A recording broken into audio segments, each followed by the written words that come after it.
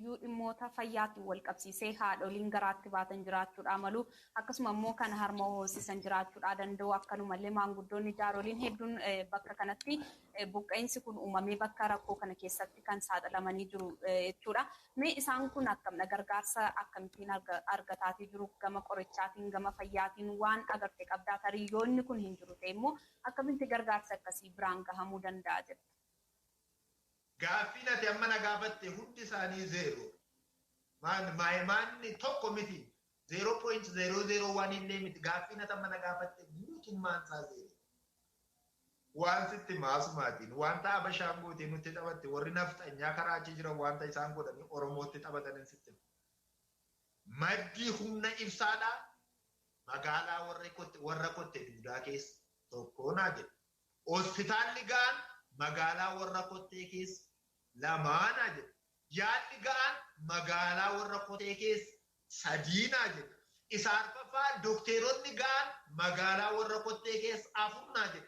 Isa shanaffaa faarmaasii itti nama dhuunfaadhaa inni gaan magaalaa jarattii keessa jiru. So kanaatii fi karaa fayyummaadhaa walloon waan tokko miti wanta tokkotti siquyyuu hin qabu. Gonkumaan qabu. Isa kanammoo walloo dhaba maallaqaa miti. Dhaba mootummaa rakkate mootummaan qabu walloon. Warroonni achi keessaatii sadarkaa mootummaarra jiran immoo gubbaa isaaniitii mataa isaanii keessa isaan qossa'u waan ta'eedhaati socho'uu hin danda'an. Afaan guutee dubbachuu kan hin danda'u walloo sabboonaa baay'ee qaba. Ergamoonni warra nama nyaatanii muraasa. Kana yeroon siin jedhu tokkummaan isaanii diina ofirraa tiksuu irratti illee haa ta'u malee gootummaa qabu. Tooftaa diina isaanii beeku. Garuu konfiidensii isaan biyya isaanii irratti qaban muraasa. Sababni isaa qaama gubbaa goree mataa isaan dha'utu jira. Qaama gubbaa goree mataa isaanii keessa isaan rukututu jira. Qaamni kun immoo Oromoon akka inni fayyaa argatu miti akka inni nagaa buluu hin barbaadu. Lafa isaa harkaa fudhatee, mana isaa harkaa fudhatee, qabeenya isaa harkaa fudhatee dugda qullaa jiraachisuu danda'a. Jiraachisuu barbaada. Tolanii isaanuu lakkii nuuf rabbi tokkichi ol waaqarraati. Tooftaa waraanaa nuuraateera jedhanii utuu isaan ofirraatiin deebisne ta'eeti garba godhatee ergachuudhaaf gaafa hunda yeroo hundumaadha garba godhee ergachuudhaatiif warri Habashaadhaa booddeetti deebi'anii hin beekan. Sababa kanaatiif rakkinoonni isaan keessa jiran baay'ee guddaadhaatiif jabaadha. Keessumaa akkuma tinaan jette dubartii ulfa duute yookaan deessee otu mucaan lafa hin ga'iin du'e wantoonni kun wantoota xinnoo biyya sana keessatti daqiiqaatti taa'aa oolanii hospitaala dhiisi faarmaasii gahaan qaban moone siin jedha isa kanarra moo dabalatee meeshaa godhee fayyadamuudhaatiin gadi hin taa'u. Ani asumaatiin waan tokkon jedha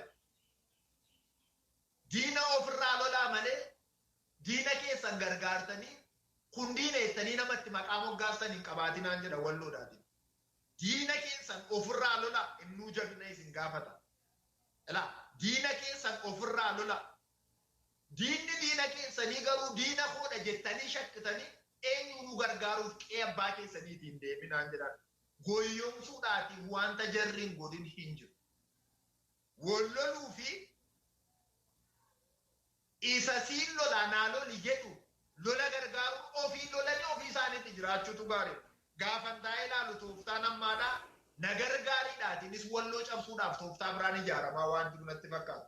Dhiirummaan walloodhaa isaan ijoolleen isaan isheen gadameessa keessaa iyyuu ragaa baati. Dhiirummaa walloo warra dargaggeessa gurguddaa dhiisiti daa'imni garaa keessatti isaan akka dingataa ulbeessanii jiran wallootti dhaladhaa gaatte waan isheen yaaddoftu natti fakkaata kan warra Habashaa.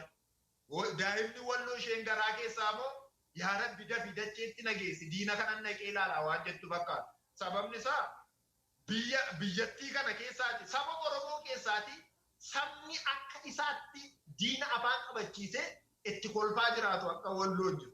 Kanaatiif akka isaan abaluu maal Habashaan hundumtuyyuu diina wallooti. Kana beekennaan hin ga'a. Habashaan kamuu diina isaanii akka ta'e beekannaan hin ga'a. Firri isaan gargaaruu danda'u hin jiru. Kanaatiif iyyuu fira irra goranii diina lolan hin qaban. Kana bor amanuu danda'u waan ta'eef har'an itti himuu danda'an. Fira irra godhanii diina lolanii qaban diina keessa. Oromoon immoo fira isaanii miti. Dhiiga isaaniiti waan ta'eef. Wallagga, Booranni, Baaleen, Gujiin, Karrayyuun isaan kun fira warra Walloo miti. Dhiiga isaanii. Lafeedhaatiif dhiiga gargar ba'anii jiraachuu warra hin dandeenye nan gargaara jedhanii miti isaan namni dhiiga isaatti hin darbu waan ta'eef kanaaf diina godhanii diina irra godhanii diina lolanii qaban ta'anii nagummaa isaanii eeggatan akka hin goyyomne hin dhaamsa godhan kun sababni isaa meeshaa godhatee dhiiga Walloo fayyadamuu kan barbaadu danuu argaa waan hin jiruuf.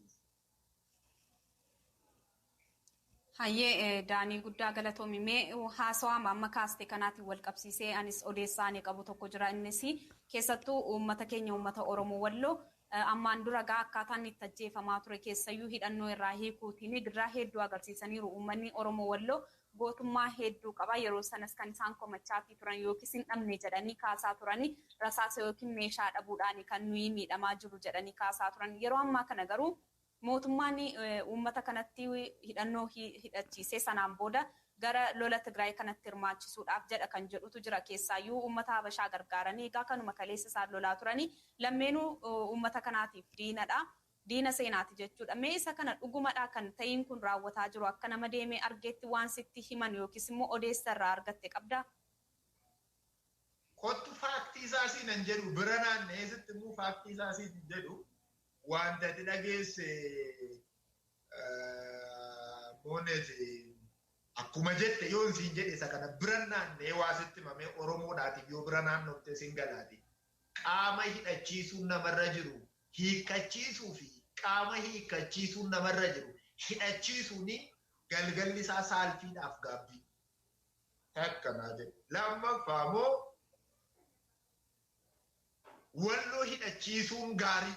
Amma waan gaariidha isheen kun utuu baay'isanii hidhachiisanii gaariidha Walloo jaallatanii moo miti kan Wallootti waa laatanii moo sodaataniitu wantoonni tamma jette kun cina isaanii naanneen waan tokko sitti qaamni mirga isaa falmatu hin hiikkata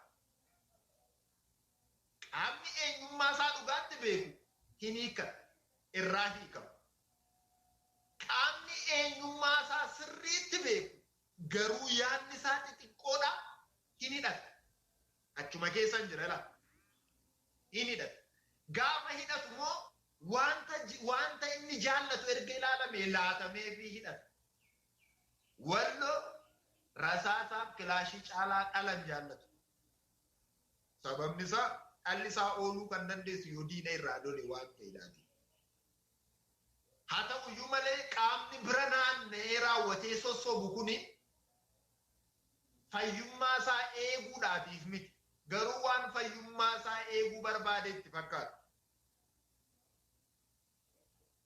Ifaasaa moo waan tokko sitti namni kamuu Itoophiyaa tiksuudhaaf hin dhamaa yoo jedhe irra deebi'aa jira. Namni kamuu Itoophiyaa tiksuudhaaf hin dhamaa yoo jedhe Dookter Hayilee Fidaa caalaa dhamoo waan hin dandeenyeef Jawaar Mahaammadiin olitti dhamoo waan hin dandeenyeef of goyyomsuun isaaf fafa afaan Oromoo.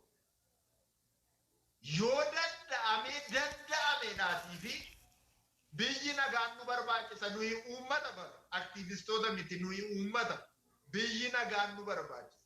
Biyyi nagaan nu barbaachisu moo istiraateejiin baaruu tumsaa faadhaa sirriitti yoo hojiirra oole wallaalaan beekaa yoo dhage wanta tumsuu qabuuf wanta tumsuu hin qabne adda baasee yoo beeke